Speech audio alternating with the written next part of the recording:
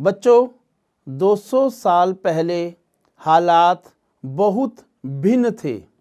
ज़्यादातर बच्चों की शादी बहुत कम उम्र में ही कर दी जाती थी। देश के कुछ भागों में विधवाओं से ये उम्मीद की जाती थी कि वे अपने पति की चिता के साथ ही जिंदा जल जाएं। इस तरह स्वेच्छा से या जबरदस्ती मार दी गई महिलाओं को सती कहकर महिमा मंडित किया जाता था। सती शब्द का अर्थ ही सदाचारी महिला था। संपत्ति पर भी महिलाओं के अधिकार बहुत सीमित थे। शिक्षा तक महिलाओं की प्रायः कोई पहुंच नहीं थी। देश के बहुत सारे भागों में लोगों को विश्वास था कि अगर औरत पढ़ी लिखी होगी तो वह जल्दी विधवा हो जाएगी।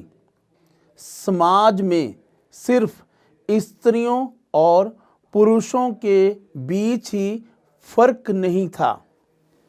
ज़्यादातर इलाकों में लोग जातियों में भी बंटे हुए थे।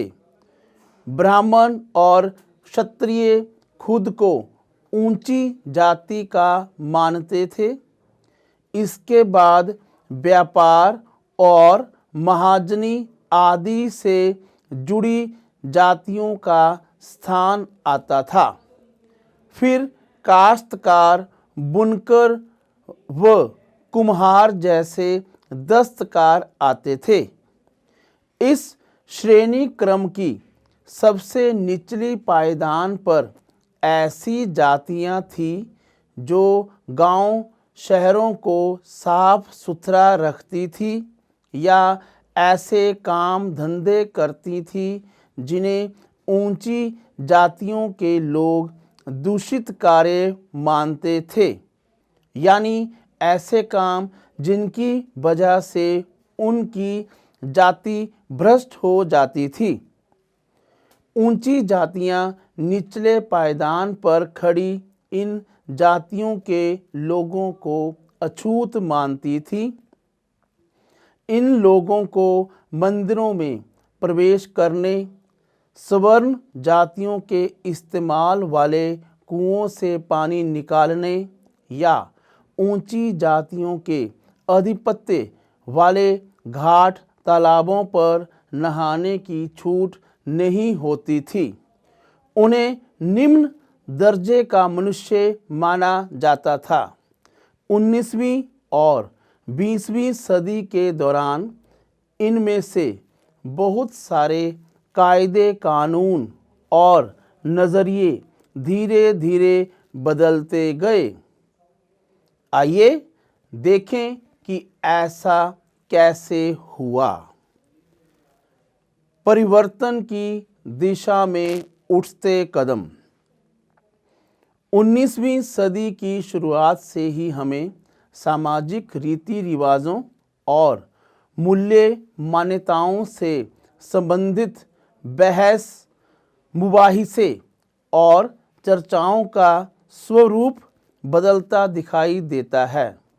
इसकी एक अहम वजह यह थी कि संचार के नए तरीके विकसित हो रहे थे।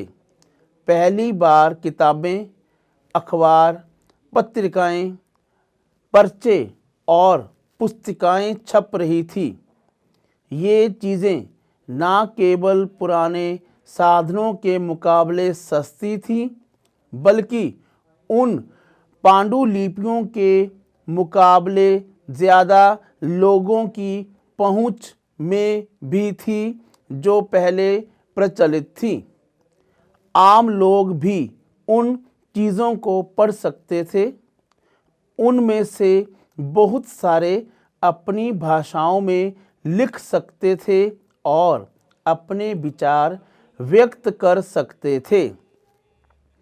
इस तरह की बहसें अक्सर भारतीय सुधारकों और सुधार संगठनों की तरफ से शुरू होती थी। राजा राम मोहन रॉय इसी तरह के एक सुधारक थे। उन्होंने कलकत्ता में ब्रह्मो सभा के नाम से एक सुधारवादी संगठन बनाया था, जिसे बाद में ब्रह्मो समाज के नाम से जाना गया।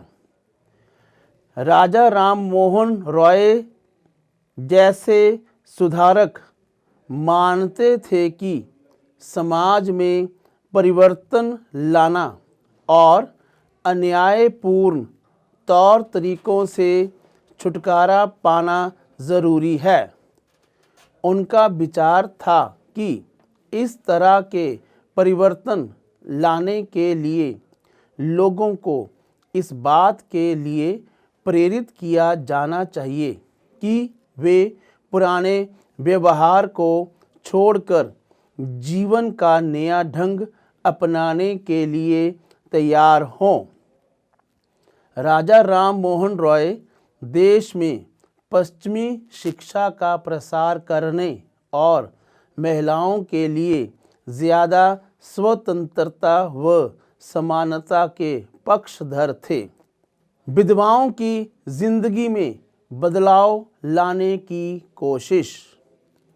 राजा राम मोहन रॉय इस बात से काफ़ी दुखी थे कि विधवा औरतों को अपनी जिंदगी में भारी कष्टों का सामना करना पड़ता है।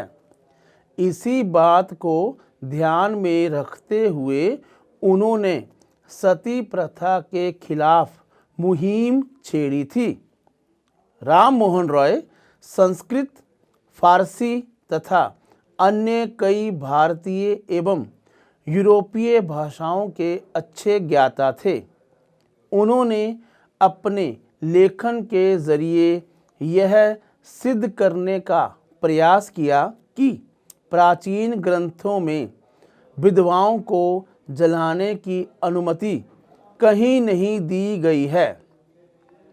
19वीं सदी के प्रारंभ तक बहुत सारे अंग्रेज अफसर भी भारतीय परंपराओं और रीति रिवाजों की आलोचना करने लगे थे। वे राम मोहन रॉय के विचारों को सही मानते थे क्योंकि उनकी एक विद्वान व्यक्ति के रूप में प्रतिष्ठा थी। फलस्वरूप 1829 में सती प्रथा पर पाबंदी लगा दी गई। राम मोहन रॉय ने इस अभियान के लिए जो रणनीति अपनाई उसे बाद के सुधारकों ने भी अपनाया। जब भी वे किसी हानिकारक प्रथा को चुनौती देना चाहते थे तो अक्सर प्राचीन धार्मिक ग्रंथों से ऐसे श्लोक या वाक्य ढूंढने का प्रयास करते थे जो उनकी सोच का समर्थन करते हों। इसके बाद वे दलील देते थे कि संबंधित वर्तमान रीति रिवाज प्रारंभिक परंपरा के खिलाफ हैं। प्रसिद्ध सुधारक ईश्वर चंद्र विद्यासागर ने भी विधवा विवाह के पक्ष में प्राचीन ग्रंथों का ही हवाला दिया था। अंग्रेज सरकार ने उनका यह सुझाव मान लिया और 1856 में विधवा विवाह के पक्ष में एक कानून पारित कर दिया। 19वीं सदी के उत्तरार्ध तक विधवा विवाह के पक्ष में चलाया जा रहा आंदोलन देश के अन्य भागों में भी फैल गया था। मद्रास प्रेसिडेंसी के तेलुगु भाषी इलाकों में वीरेशलिंगम पंतुलु ने विधवा विवाह के समर्थन में एक संगठन बनाया था। लगभग उसी समय बंबई में युवा बुद्धिजीवियों और सुधारकों ने भी विधवा विवाह के प्रचार प्रसार का संकल्प लिया। उत्तर में आर्य समाज की स्थापना करने वाले स्वामी दयानंद सरस्वती ने भी विधवा विवाह का समर्थन किया। इसके बावजूद विवाह करने वाली विधवा महिलाओं की संख्या काफ़ी कम थी। विवाह करने वाली विधवाओं को समाज में आसानी से स्वीकार नहीं किया जाता था। इस तरह रूढ़िवादी तबके इस नए कानून का विरोध करते रहे।